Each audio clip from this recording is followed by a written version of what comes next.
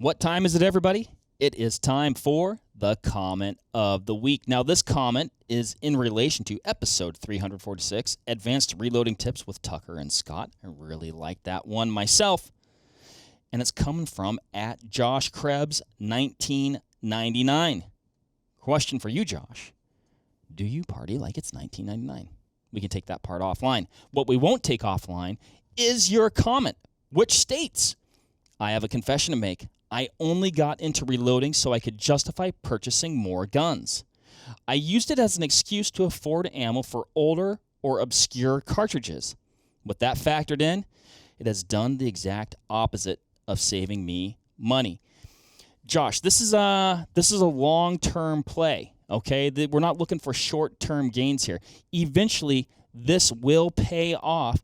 Just keep buying more guns, keep reloading, and you'll see the dividends down the road. Trust me on this one. Without further ado, let's start the show. It'd be the first time that trophy hunting has been defined in the United States. And if it's defined under the context of hunting to intentionally kill, wound, stalk, pursue, or entrap, you could turn around and put a bighorn sheep or an elk or a mallard duck or a coyote or anything else in on top of that. Oppositional forces and agenda-driven extremists can take advantage of the ignorance or the uneducated general public to get their feelings and their way across.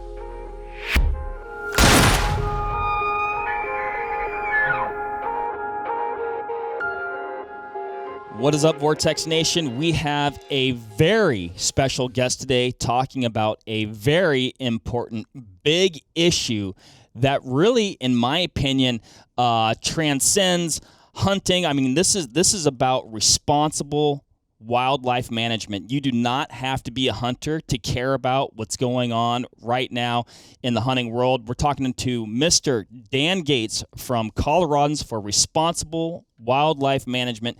Dan, welcome. Appreciate you taking the time out of your, unfortunately, very busy schedule these days to chat with us about, these issues that are affecting Colorado, but also big picture. I mean, this is affecting hunters and non-hunters alike. Yeah, and that's nothing could be more spot on than that, Mark.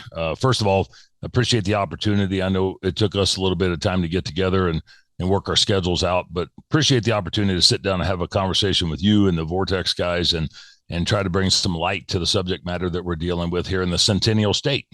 Man, no, it's I've been really, really excited to chat with you about this. It's been something that's on my mind. It's been something that, seen popping up on various other podcasts kind of throughout this process, and I've been trying to keep tabs on it as best as I can. But Dan, if you can, maybe give us a brief background on yourself and how CRWM came to be, and then we can talk about these issues affecting Colorado. Initiative 91, I guess right now, we're going to speak maybe specifically to that. But like I said, the implications of that definitely are more widespread. But yeah, if you can, man, just give us a brief background. Well, probably the most boring part of our conversation is going to be a little bit about me. I've been a lifelong sportsman. Been engaged in the hunting, trapping, outdoor side of things ever since I was about 12 years old. I started working in a taxidermy shop and hung around outfitters and guides and fur buyers and trappers and game wardens and ranchers and Western artists. And it kind of set the tone and the narrative for what I was going to do and what I was going to be. And when I graduated out of high school, I started a very small wildlife control business. And at that point in time, it was more, trapping raccoons and squirrels and so forth. But Colorado was a different state then. Colorado had roughly 1.9, 2.2 million people. And we've grown substantially now. And the wildlife resources have become more centric to a lot of opinions. But nothing more important than what we're dealing with at this time is to educate the general public and let them know about wildlife and let them know about the management of wildlife. And when I started my career, there was a little bit of a learning curve, but like I say, Colorado was a different place at that point in time, and the ideologies were a little bit different. and it wasn't a kill and grill on everything, but there was less uneducated people at that point in time that we had to deal with. And I was in people's houses. I was on their property. I was trying to solve wildlife conflicts. And as that population, the human population grew, the conflicts grew, and it became more of an industrialized, a more commercialized, a more agriculturally related component of our business. We've been doing this since, going on the last 38 years. And so when I say that I have a little bit of historical knowledge, I believe I do. And I believe I got a level of expertise because I'm dealing with the general public. I'm dealing with, guys that run water treatment facilities and power plants and small airports with bird strike programs and golf courses and the agriculture community. That dynamics has changed so differently that everybody's got an opinion, but not everybody's got a full level of education. And sometimes what you read or see on the internet does not apply in today's management objectives or conflict resolution objectives. And so it's got to a point to where it probably has guided my direction of where I'm at now and how we got there. And while I always had an opinion about the way some of our organizations were run, not until about 2009, 2010 did I actually get involved. And some of that was by, I guess, a short straw. Maybe it was a hangman's noose. Maybe it was a lot of guys that were, leaving for age or death or moving out of state, and there needed to be some replacements. And so I took the helm as the vice president for the Colorado Trappers and Predator Hunters Association, and then eventually became the president. That's not a notoriety to fame. It's more of, here, do this because nobody else will. And then it got to a point to where in 2016-17, a buddy of mine by the name of Chris Journey and I decided to formulate CRWM because we saw the need of a changing landscape that was changing more expeditiously. And the biggest thing was that we just started getting flooded with people that wanted to move to Colorado. They wanted to get out of the East. They wanted to get off the West Coast, and they started coming to Colorado in mass numbers. It was kind of like the Oklahoma land rush of yesteryear. And so with that comes different political ideologies and different mentalities and different perspectives on natural resources and the land use and water and all the stuff that we have to deal with when it comes to wildlife management, let alone the urban sprawl and the growth that people bring along with that. And so we started to see somewhat of a change in the early 2000s up through the 2010s. In about 2015, you saw a dynamic change, which was almost politically driven from an agenda perspective. And that buddy of mine that I mentioned, Chris Journey, and I, when we formulated CRWM, we said we better get something in place for the next administration, for the next gubernatorial administration that comes in, no matter what that would bring, because the politics were changing so dramatically. Back in 2010, Governor Hickenlooper at the time, who actually I was appointed to the Habitat Stamp Committee by, and I was subsequently appointed by the current governor, Governor Jared Polis, to continue on that Habitat Stamp Committee. I'm a Republican, diehard right-wing Republican. I was appointed by two left-wing Democrats, but one extreme left-wing Democrat in the sense of Jared Polis. But going back to 2010, Governor Hickenlooper thought it was necessary to merge the Parks Department, the State Parks Department, along with the Colorado Division of Wildlife. And when they did that, they expanded the commission from 5 individuals to 11 individuals. And the politics started to change a little bit, trying to streamline, bring things together because they were so closely knitted as far as outdoor recreation and utilization of our natural resources. But wildlife was eventually going to take a back seat in the sense to where, from the consumptive use side, from the management side. The step forward to 2018, when Jared Polis took office, Jared came into, and I say that Jared like I know him all well. I mean, I was appointed by him, but I'll call him Governor Polis. And he came in with a spouse, Marlon Reese, that is a extreme left-wing animal rights extremist. And we strongly believe that the thing started to change, from an ideology, methodology perspective in early 2018. And while we were successful building CRWM from 2016 to 17, we were poised to do what was necessary to try to address legislative issues and the Colorado Parks and Wildlife Commission issues. But this behind the scenes juggernaut of animal rights extremism kept picking up significant steam.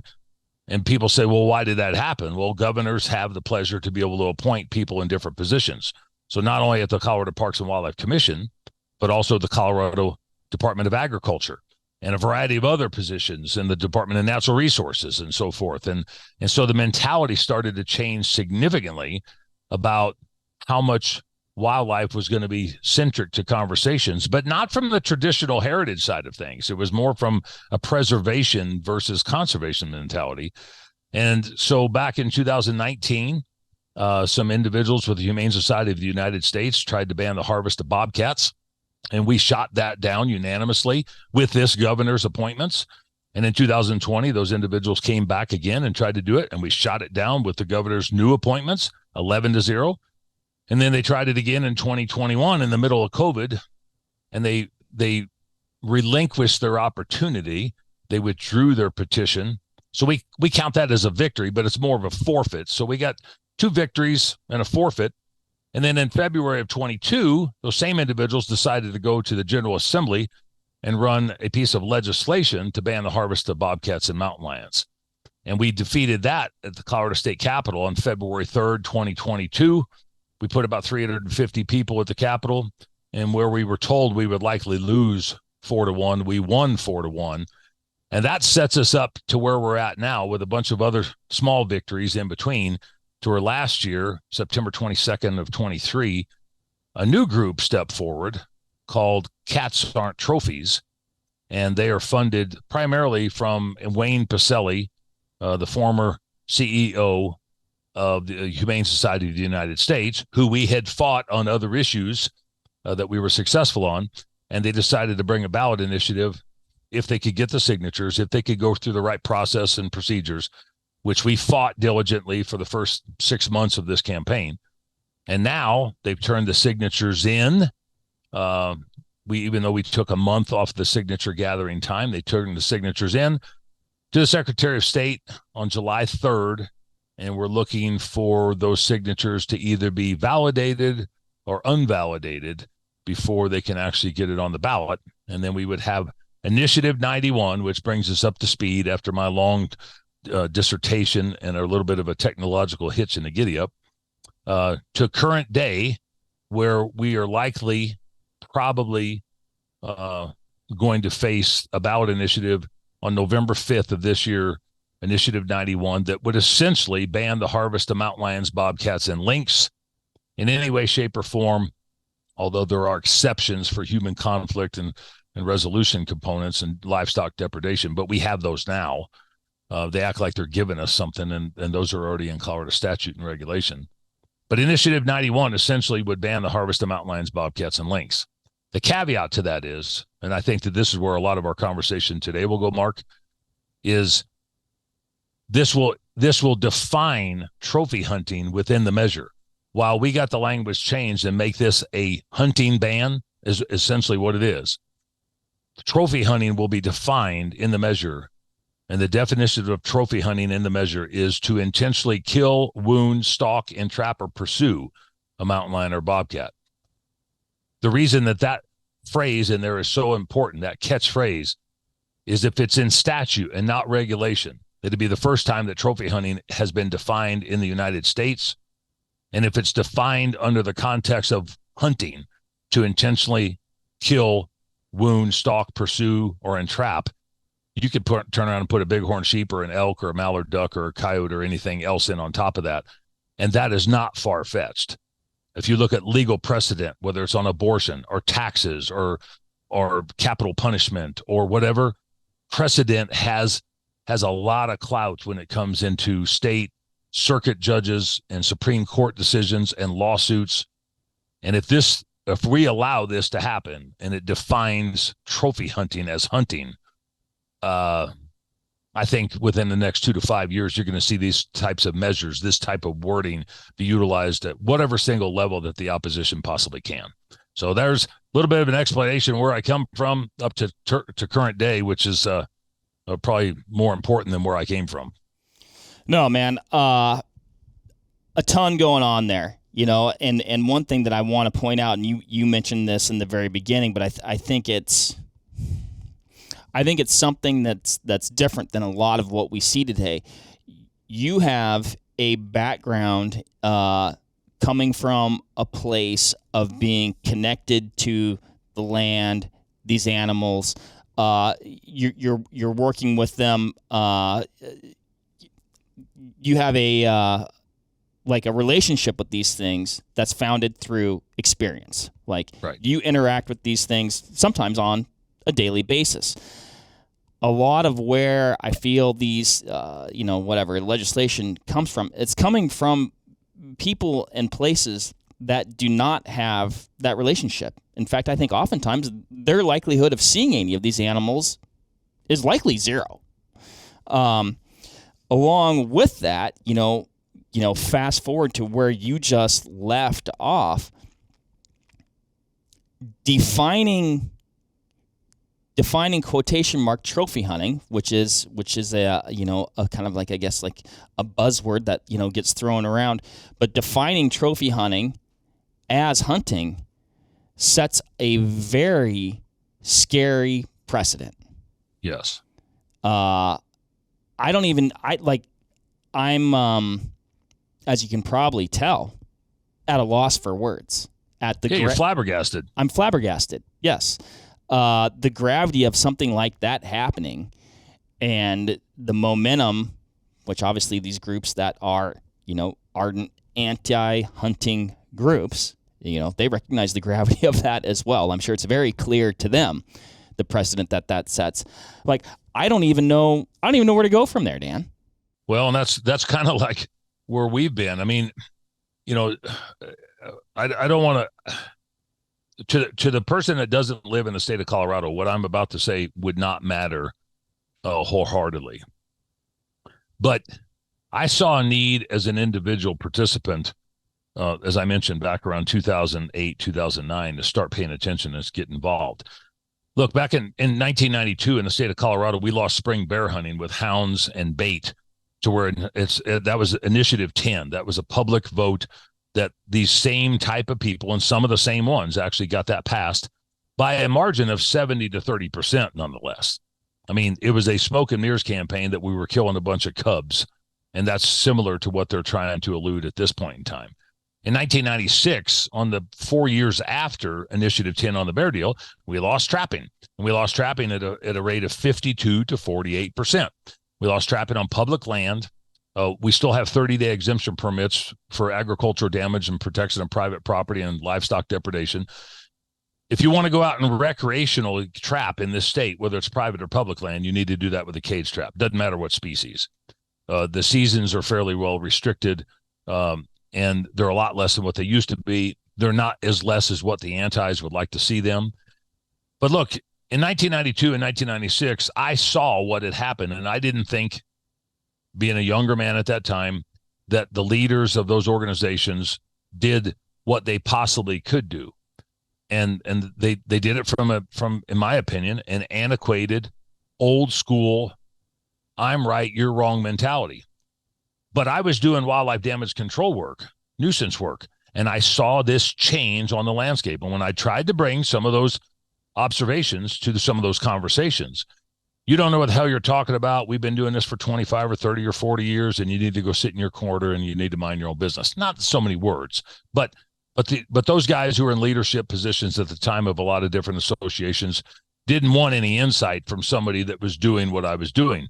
Now, keep in mind, 99% of those guys didn't do what I was doing. They weren't in people's houses. They weren't on their utility grids. They weren't on the golf courses. They weren't in their restaurants.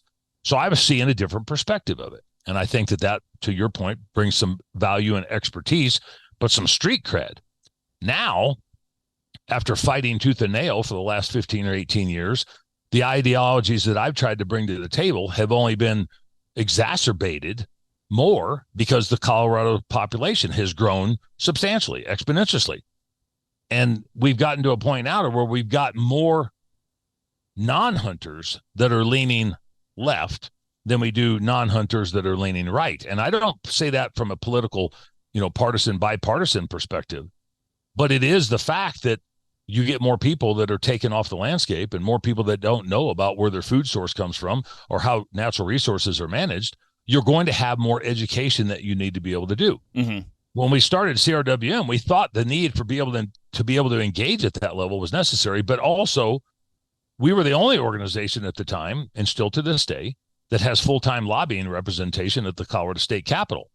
We had 3 full-time lobbyists last year. We started that process because we knew that you had to play a multifaceted game plan. The commission, which now after 2010 was Parks and Wildlife, the legislature, which changed so dramatically because of the influx of people and the growth that we had. And to take this into consideration, Mark, in 2007, for an example, kind of a couple years before I started playing too deep, the average age of a legislator in the state of Colorado was 58 years old. 58 years old. The average age of a legislator now is 38 years old. The ideologies and the demographics have changed and flip-flopped so much over the course of that time. And if you look at a historical perspective, taking information from Mark Duda with responsive management, for instance, in 1900, 20% of the population lived in big cities and 80% lived in the rural community-oriented type stuff, farms and ranches and out of town. In 1950, that was a 50-50 split. And in 2000, 80% lived in town and 20% lived on the landscape that are supplying food for the 100%. What's it going to be in 2050? I have a strong suspicion that it's going to be closer to 0 on the landscape. It'll probably be around 10%. But the point is, when you have that sort of a divide, that unintentional divide, oppositional forces and agenda-driven extremists can take advantage of the ignorance or the uneducated general public to get their feelings and their way across. That's what we're dealing with right now. And I think that if a long-term education campaign would have taken place over the course of the last 30, 40, 50 years from the sportsman-minded conservation organizations that we are all members and partners of, I think we wouldn't be in this position now nationwide, let alone region or statewide, because there would have been a comprehensive education campaign. There would have been an ongoing campaign to educate and inform, not just to get members, not to turn around and get their $25 or $50 membership and give them a magazine and a free knife, but to let them know that they benefit off all the benefits that hunters and fishers provide to the landscape, and they don't have to pay into it because they're not licensed buying individuals. They don't have to be a member of anything, even though they might want to be. But they damn sure don't have to hunt. They just have to acknowledge the benefit of hunting and the ramifications or repercussions if we don't have it. But we've let the antis, the extremists, the agenda set the tone and narrative for those conversations far and wide. And while every one of those organizations that I mentioned and more are doing the yeoman's work for conservation, they do a piss poor job for education to the general public. They do not talk to the non-member. They do not turn around and advertise to say what we do and the benefits of that. And in turn, because they're mostly all 501c3 organizations under the federal tax code, it limits their ability to engage when the times get tough, when extremist mentalities and ballot initiatives and legislation come to the forefront, because that C3 status does not allow them to engage when they need to. But they don't need to have a C3 status to protect them when it comes to education, because you're not engaging in political activation campaigns. You could talk about the benefits of hunting and fishing all day long. You could turn around and explain that to every single person that is a non-hunter. But as soon as it becomes politically oriented, you have to be a 501c4 organization like what we created with CRWM. You have to sustain and initiate an issues committee like what we've done with Colorado Wildlife Deserve Better, which is the issues committee on this particular ballot initiative. And you have to have some sort of representation in decision-making processes with local and state government or appointed individuals that make the decisions on consumptive use and natural resource use. And so my answers to all of your questions are more statements and rebuttals to what I think that we haven't done, what we need to do, and where we need to go. But it's a conglomerated effort that the antis have taken full advantage of because of our complacency with mediocrity on the landscape. And now we're left sitting here trying to figure out how to put the pieces in of a puzzle that we don't even know what the picture of the puzzle is supposed to look like. Yeah, I mean, as a society, as like, you talk about those trends, as we get further away from the natural world, you don't know what you don't know, right? And so, right. I mean, there's probably people that would be, on the other side of the fence from us on this issue that probably could actually be on our side of the fence if they were armed with the right information. And unfortunately, what I tend to see are essentially disinformation campaigns where people are formulating their views based on the information that they have. It's just incorrect. Yeah, and I mean, we as CRWM or the Colorado Trappers and Predator Hunters Association or the Sportsmen for Community or any of the other organizations that we have, also have a community-oriented coalition called the Colorado Wildlife Conservation Project, which is about 25 different organizations, national and regional and state organizations that come together once a week. And it's like a think tank. It's a focus group. We're action oriented, but there's limitations of what we can do because of our status and so forth. But we have the opportunity to talk the talk and walk the walk and not profess it from our particular position or our perspective. Who do we go back to? We go to the experts, to the scientists, to, in our state, Colorado Parks and Wildlife. If you listen to our Instagram posts with CRWM, if you listen to our Facebook stuff, if you look at our website, we cite the facts and the data of the experts, of the 350 scientists at the agency. We're not saying our opinion is right. We're saying go on the science, support the science, science-based wildlife management, the North American model of wildlife conservation. That agency has more data when it comes to predator management than any other organization, any other agency in the country, maybe outside of Alaska. And they can't use it because of this statutory requirement that they have to adhere to the governor's wishes, wants, and desires. And whatever the governor decides they can say or can't say is what they have to go along with. That muzzles them. That tapes them up to the point, no differently, as a bad analogy, no differently like Cody Robertson, Daniel, Wyoming did with the wolf. The governor is doing that with our agency here. And I think that was a travesty up there. And I think that guy should be prosecuted to the fullest extent of the law, even though I think the law needs to be changed to make it more prosecutable. But in our case, in any game agency case, the agencies should be allowed to talk about the benefits of hunting and fishing and science-based wildlife management. And if they're muzzled on that, if they're corralled on that, what good does that do for that agency to supply the best possible wildlife management and sustainability in perpetuity? If they can't cite the facts and they allow the antis or the extremists to turn around and put lies and falsehoods and fallacies and smoke and mirror and shell games out there, if that's what we rely on, then we're going to end up with undeniably the most bastardized and eroded and degraded model of wildlife management in history. Because with the North American model, we have the best model on the planet. Every single country and continent wants to emulate what we have. Our people here, the antis, who might still profess that they care about wildlife just as much as you and I and Ryan does, they want to bastardize, they want to erode and degrade the North American model to the point to where it is inoperable, it is not measurable, and there's no way, shape, or form that you can stand it up and defend it, because they want to turn around and run it into the ground. And to do that, the only way they can do that is to take away the hunting, take away the fishing, take away the management, turn around and pedestalize all of these species and bastardize all of these other ones. And the hunters are the ones that are going to be the blame at the end of it, because we don't have the balls to be able to step up and say, this is how it is. This is where we're at. This is where we need to go. And we need to support what has been accomplished over the last 125 years. The reason why things like this are even on the table is because of the success of the North American model. Yeah, that's why these animals are here.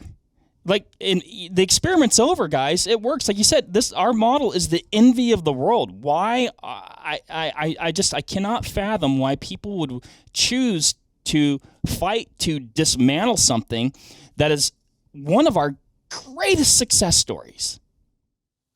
Look, 1965, mountain lions in the state of Colorado were considered a nuisance. There was roughly 200 of them on the landscape. Hunters and anglers and conservation-minded individuals, sportsmen and women, with the old game and fish department, decided to make mountain lions a big game species, take them off the nuisance side, take them off the depredation side to where that's all they were valuable at. Turn around and put them as a big game species, managed as a big game species for over 55 to 60 years now. There's between 4,400 and 5,000 mountain lions on the landscape, according to Colorado Parks and Wildlife. So with regulated hunting, over the course of the last 55 years, we went from 200 to almost 5,000. How much more of a freaking success story do you need?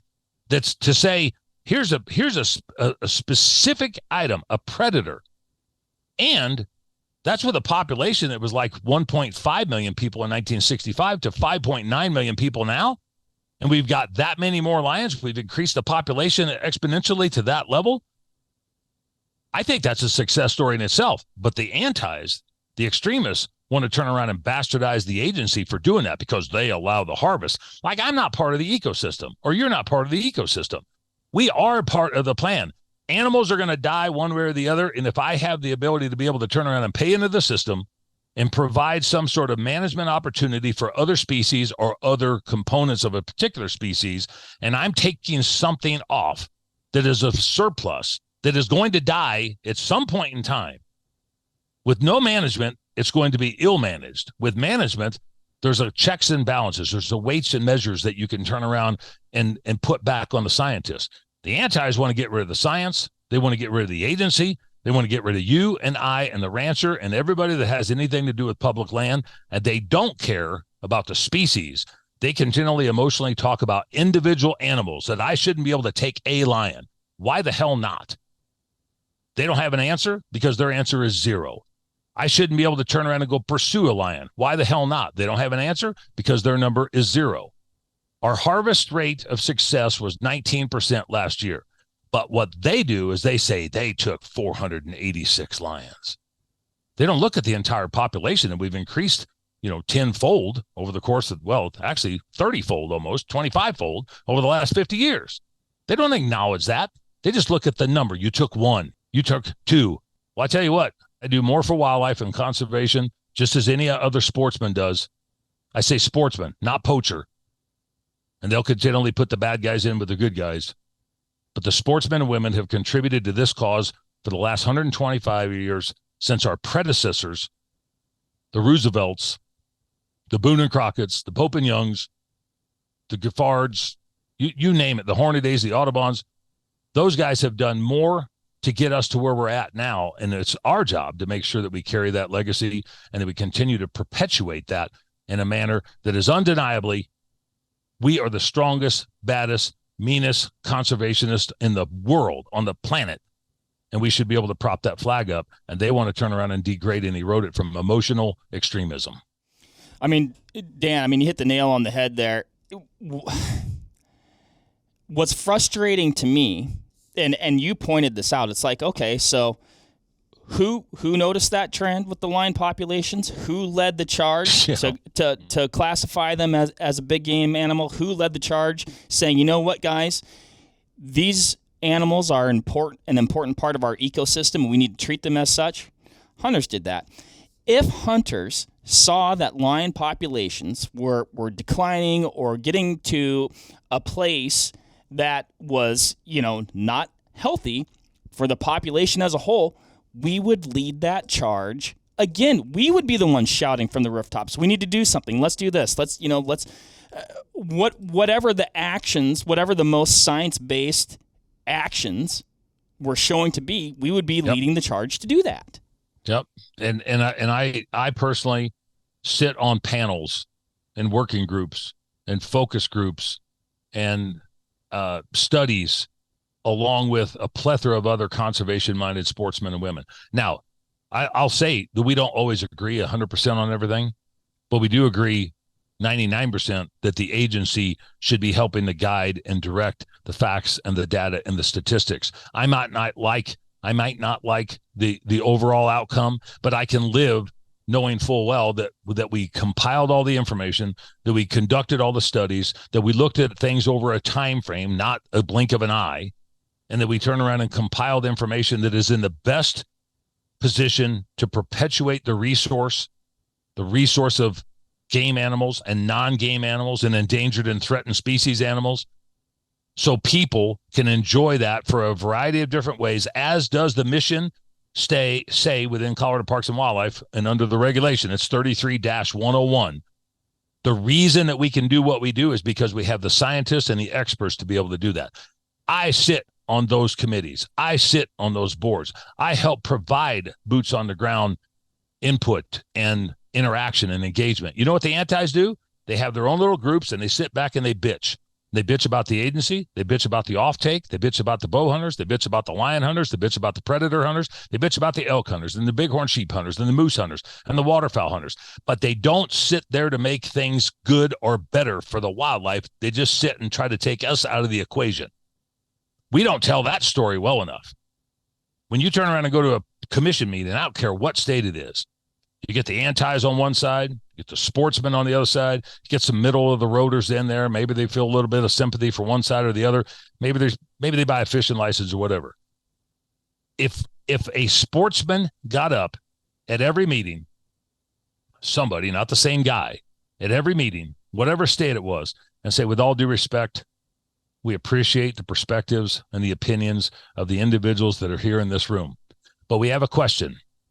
We'd like to know if they actually pay into the system through license purchases, and how much money does their organization spend on the sustainable habitat creation or management of those natural resources? They don't kick money into it. They don't do it individually. They don't do it collectively. And we should call them out, because nobody does enough. And that will help set the tone and narrative, even with commissioners that maybe don't think eye to eye to us. Call the opposition out. The opposition is the enemy. It's their opinion. But if they're not paying into the system, if they're not dumping a ton of their resources and the money that they get from $19 a month off every commercial to go into the management and to the agency to be, you could preach this all day long, but until we start doing it, it's not going to make a difference. It's up to us to turn around and call the enemy out. Call a spade.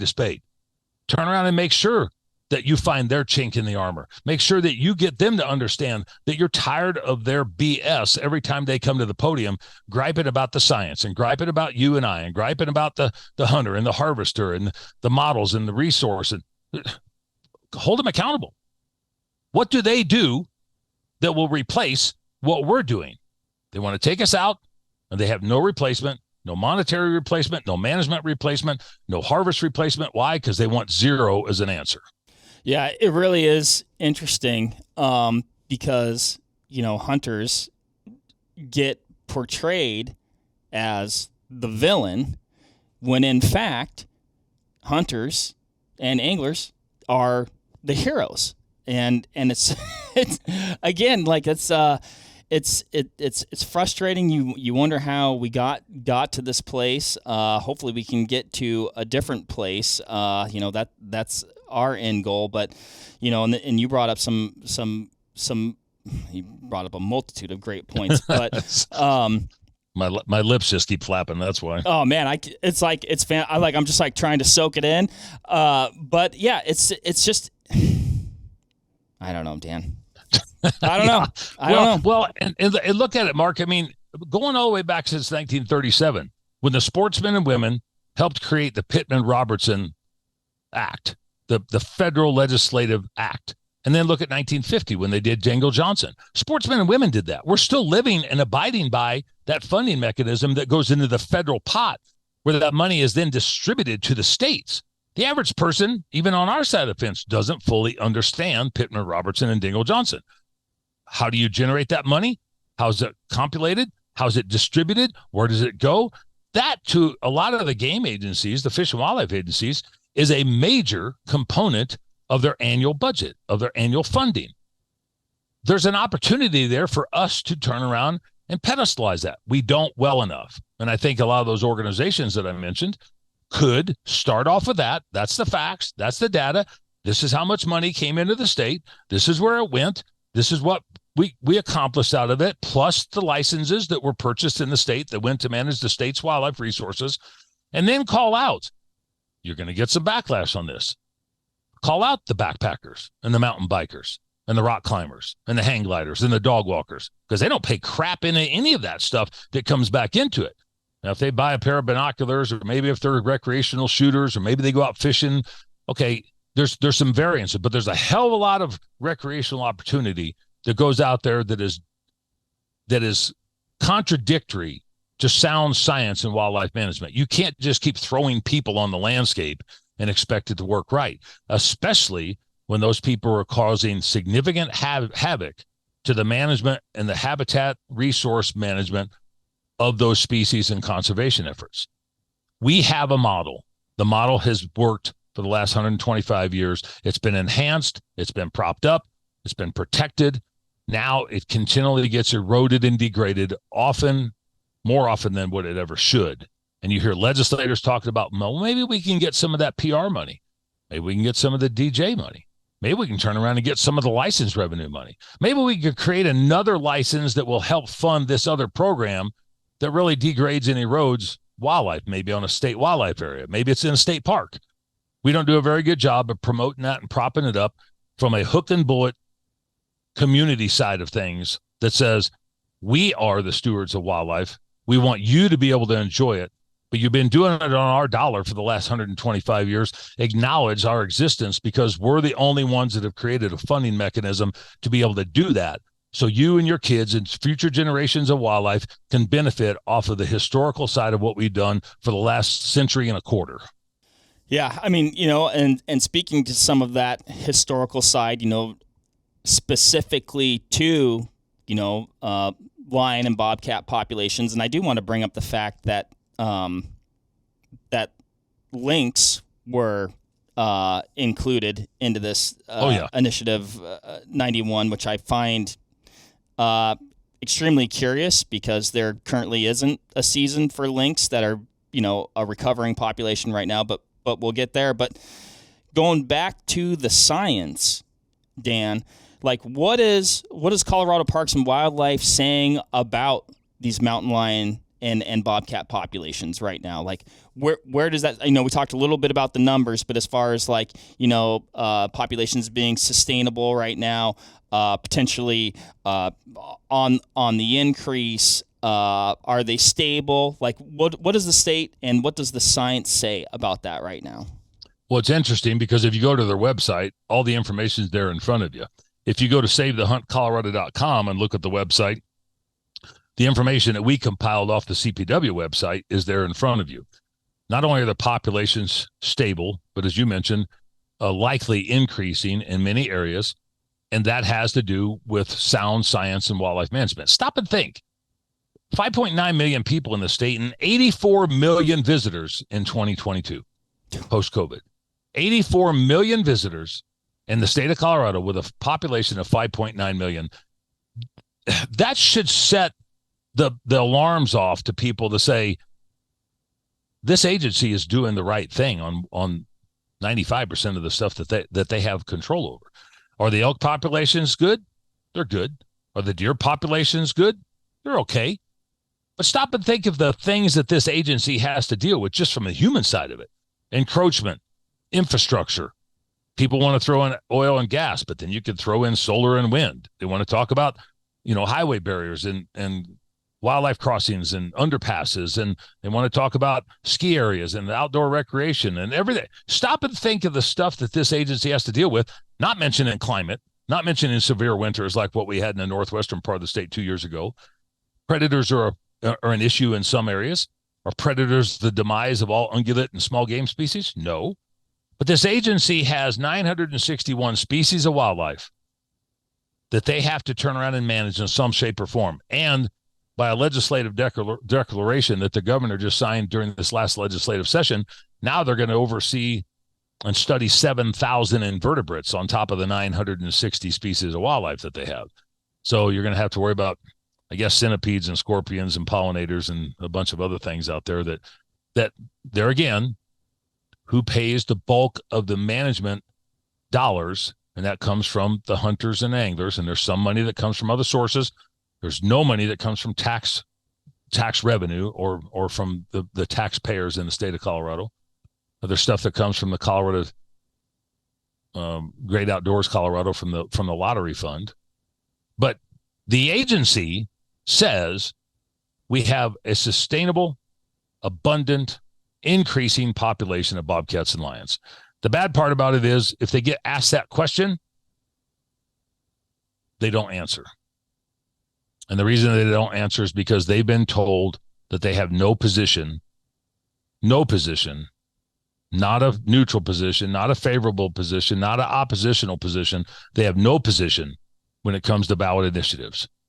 And if a ballot initiative conversation comes up, they will turn around and mention the fact that they have no position. That in itself is concerning to me, that the agency can't give the facts out any further than what they've produced, that is on their website, that somebody can go and try to find, and they can interpret or disseminate and maybe distribute that information how they see fit.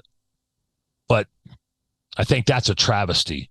And I think it's probably what's going to be the demise of wildlife management, whether we win, lose, or draw this particular ballot initiative. If governors keep stressing the fact that the agencies who manage the resources on behalf of the state, if they can't speak to the facts, I'm not saying they need to oppose or support any ballot initiative. If they can't speak to the facts, then who's going to speak for the facts? Well, it has to be an organization like us, because we're trying to devote as much educational opportunities as what we possibly can to support the agency and make sure the facts get out there on stuff that they're not allowed to say and not allowed to pursue and not allowed to provide op-eds on and not allowed to comment on. And it has to be organizations like ours to be able to help carry that torch. Colorado Parks and Wildlife, Dan, I'm just trying to get this straight. You know, they're doing the work, boots on the ground, doing the science, doing the research, the studies. Certainly, at the end of the day, pertaining to issues like this, they say our best recommendation is... No. They will not say our best recommendation. That seems incredibly counterintuitive to me. Exactly. It's demeaning to the word science. It's demeaning to the intent to do what is right on behalf of whatever wildlife species or natural resource that we actually have, that we recommend this. They will refer to statute. If they're allowed to turn around and compile some data and put it out, they can say, we would refer to the document that we put out or the video that we put out, or you can look up on our website that says, about living with lions or lion populations or studies or whatever. But for them to turn around and cite anything when somebody wants to talk about initiatives or legislation, there will be no conversation except for you can look it up on our website. I would have speculation here. I don't want to speak for, people at the agency. That has to be incredibly deflating. Well, I know for a fact that it probably is. Because stop and think. I mean, these guys, there's some people that get into this line of work as a job, that they saw an opening. Very few people get into this line of work as a job from a game warden perspective or a wildlife biologist perspective or a scientist perspective. If you work at a front desk, or maybe you're an administration person, or, the regulatory side of things, maybe you have buy-in to the system and to the mentality. But I'm talking about the boots on the ground people that got in and said, I want to be a damn game warden. I want to be a biologist. I want to study aquatics. I want to study birds of prey. I want to study predators. I want to be a carnivore manager. This is their life. This is who they are. It's not what they do.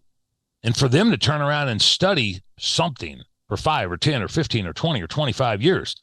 And to see the ebbs and flows and peaks and valleys and the cycles of change there again, with a human population that's growing so fast that science has to be adapted and be nimble just because everything else is changing around what you're doing for the science side.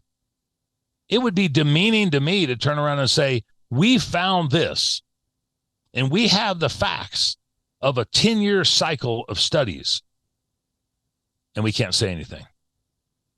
When somebody asks us, well, do you think that we should do this when it comes to bighorn sheep, for instance? You might be able to give the facts, but if it's a ballot initiative or a piece of legislation, in theory, if you're not told to stand down, you know that the rule is going to be to stand down, and you don't give your input, opinion or otherwise. You can refer back to this document or that study or that website, but they will no way, shape, or form be able to turn around and go the other direction. And to me, just, look, people ask my perspective when I'm on the job site. Dan, we called you as the expert. What should we do? We have this peregrine falcon that's living on our pool deck. What should we do?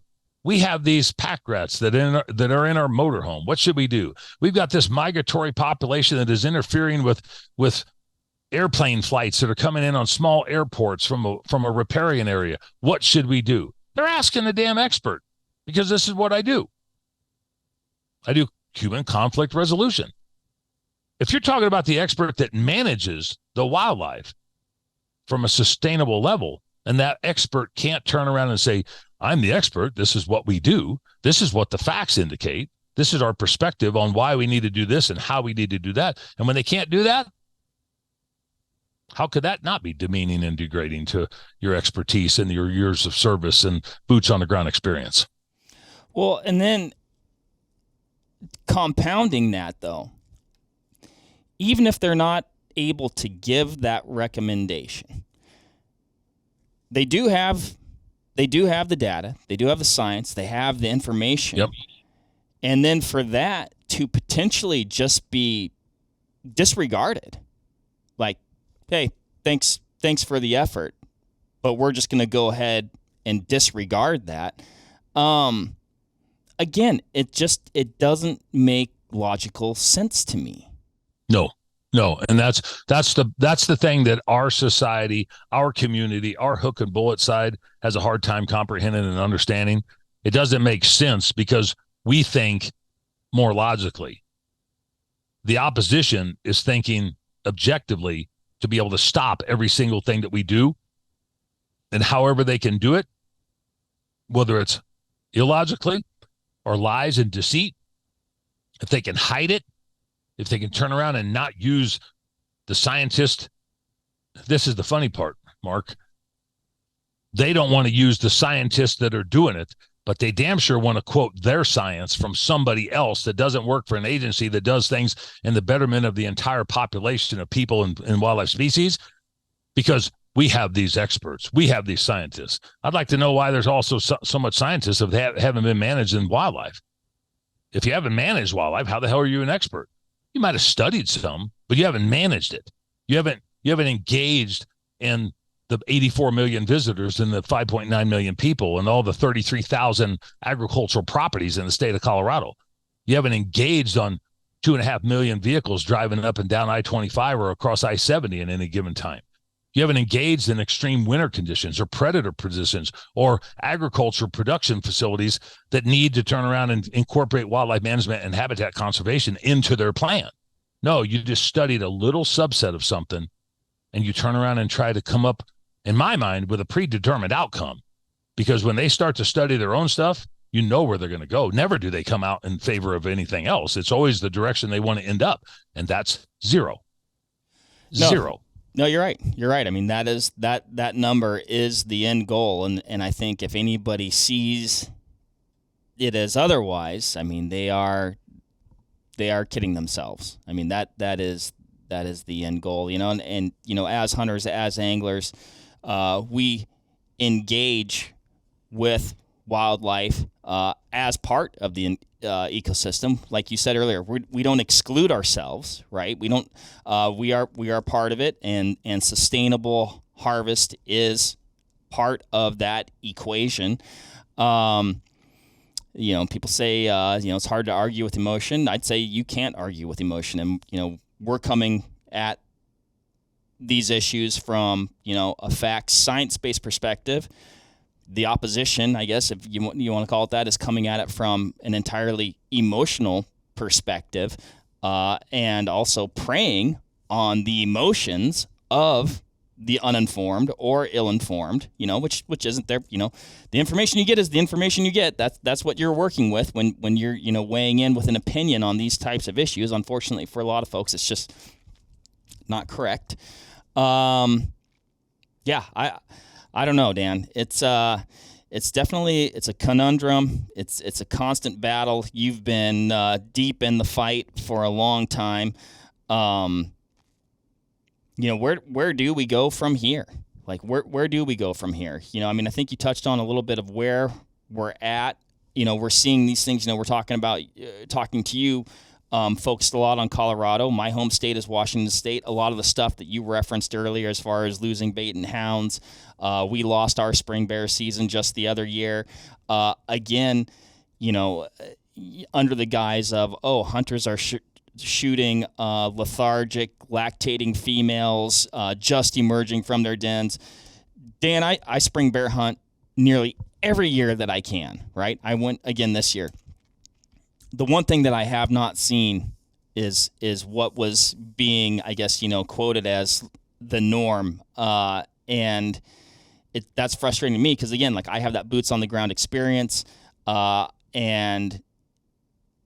what the public is being fed in regards to that topic is just, it's propaganda, right? So, like, I guess how do we help inform people who, like I said, they could be, they're likely not a hunter, right?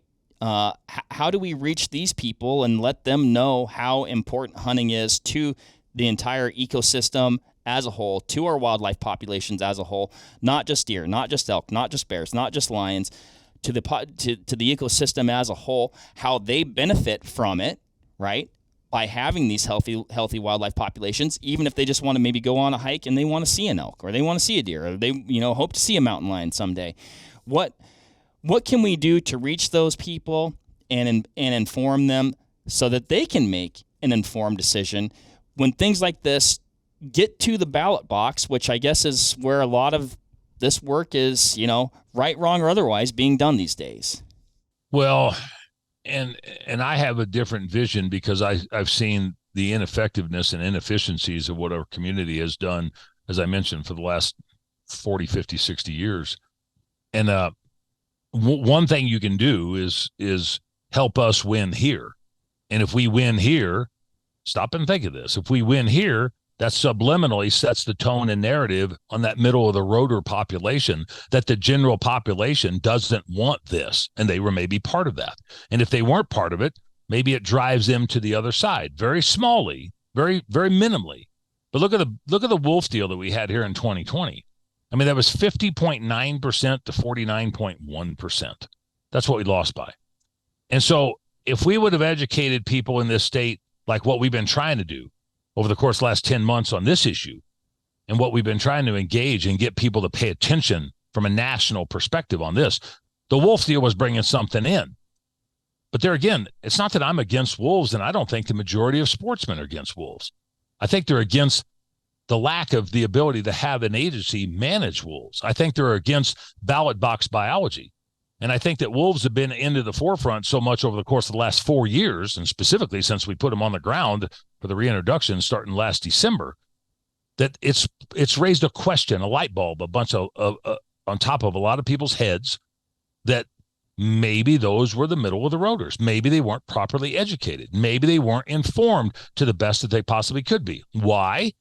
Maybe because the agency didn't speak up against this or for this. Because why? Because it was a ballot initiative and they were told to stand down. I think that if we spent as much time trying to educate the general public as what the anti is try to turn around and befuddle and buffoon the general public, that all of the money generated is going to some common goal and the greater cause for the better of all, species on the ecosystem, which is nothing but a lie. I think that we would have a chance to, instead of losing by 1/10 or 1/20th or 1/30th of a percent, maybe we could win by 1% or 2%. And then you start to change the tone and narrative that animal extremism is not correct and ballot box biology is damn sure not correct. We don't have to educate 85% of the public. We need to turn around and educate the majority of the middle of the road public. We know we've got the sportsmen on one side of 10 or 15%. We know we've got the extremists on the other side that's 10 or 15%. We need to average our education campaign to 50% of the middle to make sure that our side and 50% of that middle outweighs the other side, because there's certain people that are going to listen to the lies and deceit because they don't know any better.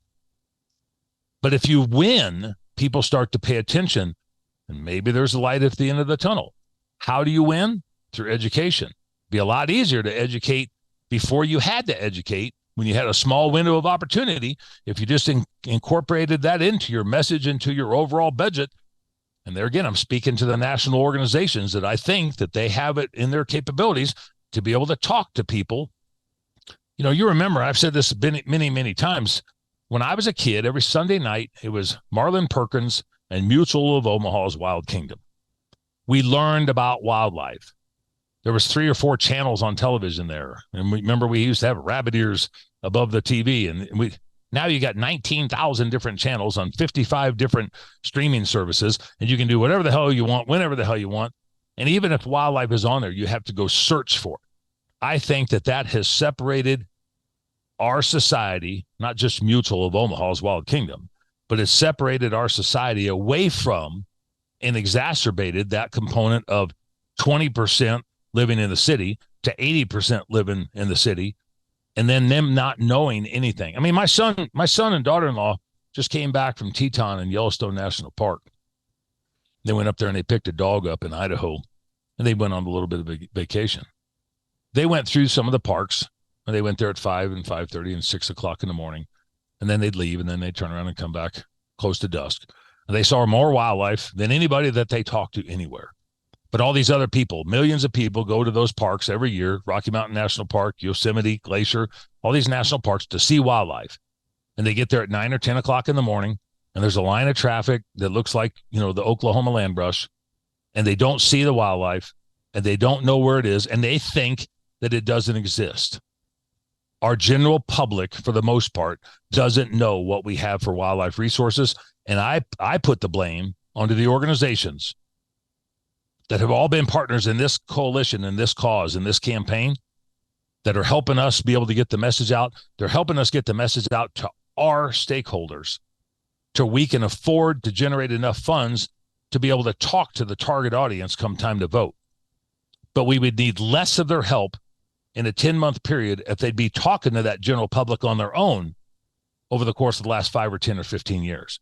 If they would indoctrinate those people just to turn around and say, you know why you've got elk? You know why you have bighorn sheep? You know why waterfowl and mule deer are appropriately managed? And then incorporate that into an education campaign to get buy-in from those individuals. And I think that that's the key of how we're going to win this sort of stuff down the road. But if we don't win it this year, then it becomes almost a moot point in Colorado, because that negative narrative will set the tone. That negative conversation and conduit will set the tone. And then you're trying to make up lost ground on something that you've lost 4 consecutive times. The ballot initiative in 92 on the bears, the ballot initiative, the constitutional amendment in 96 on the trapping, the wolf introduction, and the mountain lion and bobcat deal. And I'll be damned if I'm going to go down without a fight to turn on and make sure that we set the tone and narrative, and we prop something up to where maybe those other organizations can say, we need to be proactive. We need to be preemptive. We need to be planning ahead. We need to be progressive, as opposed to sitting on our heels, waiting for the next thing to happen when we know it's going to happen, and we didn't do anything in between the last one and the next coming one. Like you said, yeah, I mean, this is going to happen. It is inevitable. Dan, so where we're at right now, the I guess the signatures have been on just this specific issue. A lot of issues going on in multiple states, congruently, oftentimes. The signatures have been submitted. They're essentially waiting to get them validated. Validate them. Yep. How long does that take? And then if they do say, yep, they have the amount of signatures needed, what's the next step there? So it'll probably take a couple weeks to figure out. I mean, there's the processes and procedures they have to go through, different protocols through the Secretary of State's office, and they'll take a sampling of those signatures. I think it's 4%. And then the Secretary of State, once they sample those, to meet the threshold that's necessary out of the 180 or 188,000 signatures that were supposedly turned in, they need 124,238 to be valid. To do that, they'll take a sampling of 4% from different circulators in different parts of the state and different counties and so forth. And if they're between 90 and 110% during that 4% sampling, then the Secretary of State will automatically go through and count. If they're below the 90% threshold of valid signatures, then that would be deemed invalid and they wouldn't be able to turn around and run the ballot. However, they have a chance to challenge because remember, they only took 4%. If they're above the 110% threshold, that's between that 90 and 110, then we have the opportunity to challenge because that would mean that it makes the ballot. And so we could pay to challenge that. They could pay to challenge on the lower end. However, that's probably $250,000 expenditure. And on top of the money we've already spent since last October, including the title board, the Secretary of State, the campaign side of things, the Supreme Court, everything that we went through on the initial stages to get trophy hunting out of the title, even though we couldn't mess with the measure. You start adding things up and you just look and go, well, there's a hell of a lot of money involved just before you even get to the ballot, before you can start educating and talking to the target audience. If all the stars align and they get the signatures and they're valid, and whether we challenge or not, you will start to see a full-blown campaign start in mid to late August into September. Mail-in ballots will be sent out to the voter by October 5th, and our general election is November 5th. But in Colorado, we don't have polls anymore. You just turn around and you register to vote, and everything's mail-in. So anybody can turn around and mail in at whatever level.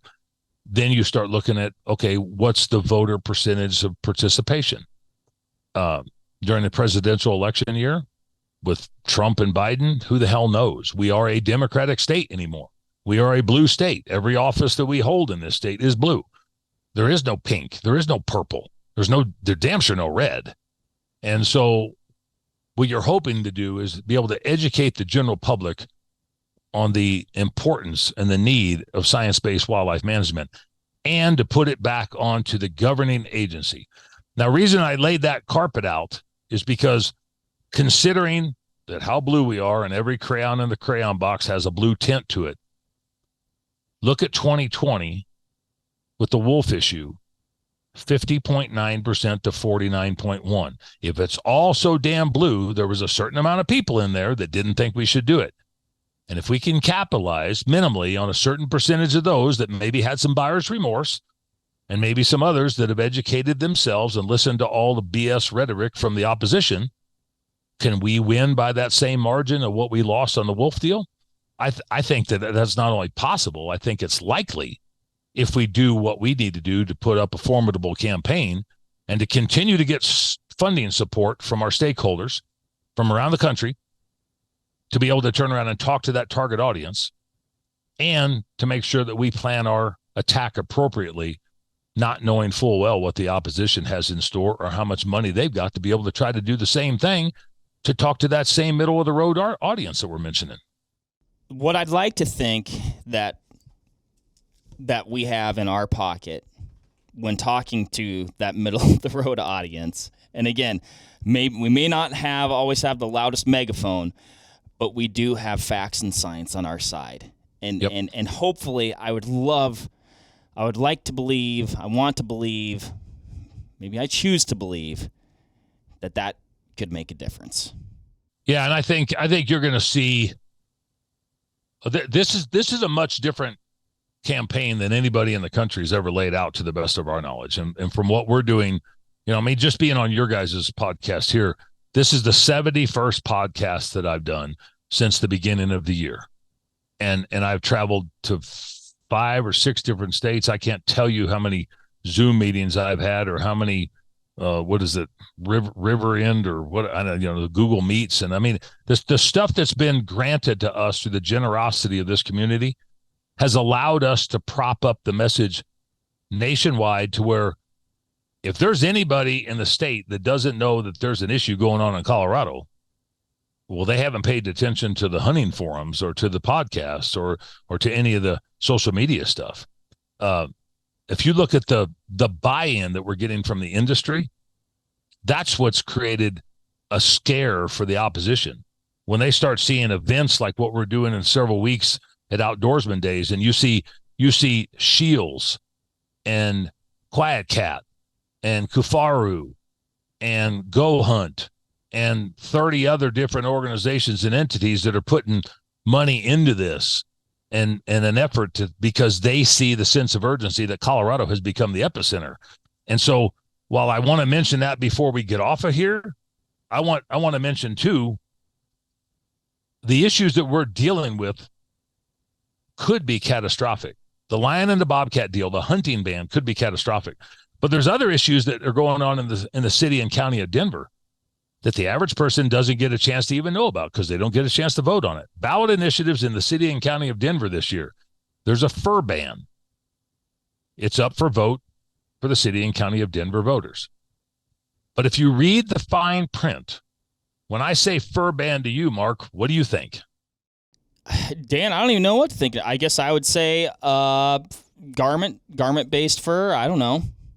Well, if you read the fine print, if you have a beaver felt or rabbit felt cowboy hat, it would be banned. If you have fishing lures with natural fiber on it, like mink and muskrat and caddis hair, elk hair caddis, they would be banned. If you have Native American crafts from a powwow or from an Indian market, they would be banned. You would not be able to turn around and use any wild fiber on anything for sale, display, barter, trade, in any way, shape, or form. It would essentially shut down the Denver March powwow with 300 some odd tribes. It would essentially shut down the Indian market. It would essentially shut down the Denver National Western Stock Show for anything that was wild. And it doesn't even say really wild. It talks about wild animal. But I mean, how do you differentiate between a domestic elk and a wild elk? How do you differentiate between a ranch raised fox and a wild fox? Another ballot initiative is the slaughterhouse ban. There's one slaughterhouse in the city of Denver. It's been there since the 1920s, 1930s. It's the largest lamb production slaughterhouse in the country. It does 40% of all the nation's lamb products, 80% for the state of Colorado. They want to ban that one because it's cruel and inhumane. It has never had a citation to that effect. It is up to the highest level of standards that you could possibly get. But it's the fact of the matter is these individuals are screwing with our food source, our fiber source, our recreational and wildlife management and natural resource. They don't want us to do any of it, and they will stop at nothing besides zero. So while the city and county of Denver voters can vote on the state issue, which is the hunting ban, the sportsmen and women and the other individuals throughout the state of Colorado cannot vote on the city side of stuff. And so you're going to see some things happen in this state that we're either going to stop this and overturn it all, or we're going to lose it. And if we lose it at those levels, 3 major ballot initiatives in a major Western metropolitan area and a major epicenter when it comes to wildlife management and natural resource management, hang on, everybody. The rest of the crap is coming to the rest of the states around you, because once they get done with us, they have no option but to turn around and employ their efforts and go somewhere else. I mean, that's just it. If you're hearing this and you think, oh, well, the animals that I hunt are exempt, or that'll never happen in my state, or, you even think, things like, it's like, okay, lion hunting, well, that's done with dogs. And somebody might be like, well, you shouldn't be able to chase lions with dogs. That's the same person that loves to go chase pheasants with their pointer, right? And it's like, okay, well, that's still, these things and are. If you read the language in there, and sometimes I brush over things. You read the language in there. They want to take electronic tracking devices and collars off of dogs. Period. Okay, well, it mentions mountain lions and bobcats, but if it's defined in the statute and it's easily differentiated, like I was saying about the definition of trophy hunting, tell me where they're going to go next. If they don't want you to use dogs on lions, why the hell would they allow you to turn around and use dogs on upland bird or waterfowl or cattle dogs, for that matter, or raccoon dogs or whatever? I mean, stop and think of the ramifications of this because of the precedent. Don't read this as a bobcat and a mountain lion deal. Don't read that as a fur ban. Don't read that as a slaughterhouse ban. It is a comprehensive effort to undermine all aspects of everything that I'm talking about here today. And it ain't my opinion. Read the language. It's there, just black and white, and people need to be able to comprehend it. No. I mean, I think that's the perfect way to put it, Dan. I mean, these things, they kind of they're portrayed under the guise of a very specific thing, but the implications are much broader than that. Much broader. And like I said, this is not like right now, like, yeah, I guess you could talk like, yeah, it's Colorado, but it's not a Colorado issue. I mean, this is a nationwide issue. This affects all states. If you don't live, whether you live in Colorado or don't live in Colorado, you need to be caring about what's happening there, because it will affect you. Whatever the outcome is, it will affect you. And I've said it many times, but you do not need to be a hunter to care about this. If you care about wildlife, you should care about maintaining the North American model of conservation wildlife management. Yeah, and how people can turn around and help us at this point in time is the website that we've had, and we've had it up for a long, long time. And when we started it, I didn't plan on using the name as frequently as what we have in the last 10 months. But the website is savethehuntcolorado.com. And it has grown on and gained significant traction. If you go to that website, you can get all the information that I keep, referencing from Colorado Parks and Wildlife. You can see a lot of the videos and stuff that we put out, a lot of the facts and the data and the statistics. You can also donate on there, and that money will go directly into the campaign. And there's a split on there to the point to where we'll find out what we have to deal with in the next 2 to 3 weeks. But we could damn sure continue to use everybody's support to help us garner enough funds to be able to talk to the target. But the only way we're going to be able to do that is to be able to get the money from the stakeholders, the people that really care, that have buy-in in the state, that have buy-in to wildlife conservation and management, that strive to hunt here, that have preference points here, that own property here, that want to move here, retire here, maybe just want to go skiing here, and you want to turn around and hunt small game while you're here. Whatever it is, if you got an interest in Colorado, go to savethehuntcolorado.com. Look it up. Look at some of the information, the resources. And on top of that, being that we're doing this in early July, outdoorsmandays.com, it is an event that we're having as a fundraiser event. It's August 9th and 10th in Florence, Colorado, south of Colorado Springs. Go to coloradooutdoorsmansdays.com. Look at the agenda and the people that we've got that are showing up. And I mentioned about the sponsors and the generosity that's been thrown our direction. We got guys like Cameron Haynes, Derek Wolf, Laramie Sasquatch Miller, Ray Livingston that are coming on their own accord, that hunt Colorado, and they know how important this is. And they're trying to generate enough interest from a lot of their followers and a lot of their business associates and sponsors to be able to help promote this. So the two things that people could do to help us right now is either go to savethehuntcolorado.com or coloradooutdoorsmandays.com. Give us a plug and turn around and help us carry the message. And outside of that, follow us on Instagram and Facebook, because we need people to be able to share that message.